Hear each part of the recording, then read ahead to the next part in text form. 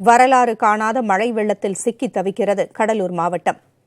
கடலூர் சிதம்பரம் சாலையில் பெருக்கெடுத்த வெள்ள நீரால் வாகனங்கள் அணிவகுத்தன.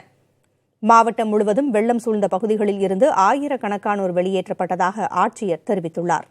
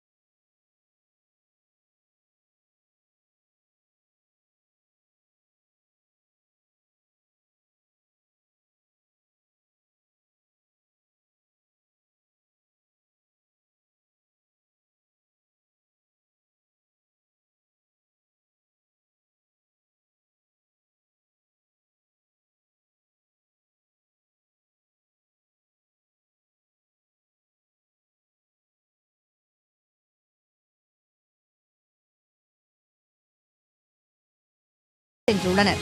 குறிஞ்சிப்பாடிக்கு அருகே தம்பிப்பேட்டையில் கிராமத்தை வெள்ளம் சூழ்ந்ததால் படகு மூலமாக தீயணைப்புத்துறை மற்றும் காவல்துறை உதவியுடன் மக்கள் மீட்கப்பட்டு பாதுகாப்பான பகுதியில் தங்க வைக்கப்பட்டுள்ளனர். மாவட்டம் முழுவதும் பல்லாயிரக்கணக்கானோர் தற்போது வெளியேற்றப்பட்டு பாதுகாப்பான இடங்களில் தங்க வைக்கப்பட்டிருப்பதாக மாவட்ட ஆட்சியர் தெரிவித்துள்ளார். புதிய தலைமுறைக்காக கடலூரில் இருந்து செய்தியாளர் ஸ்ரீதர்.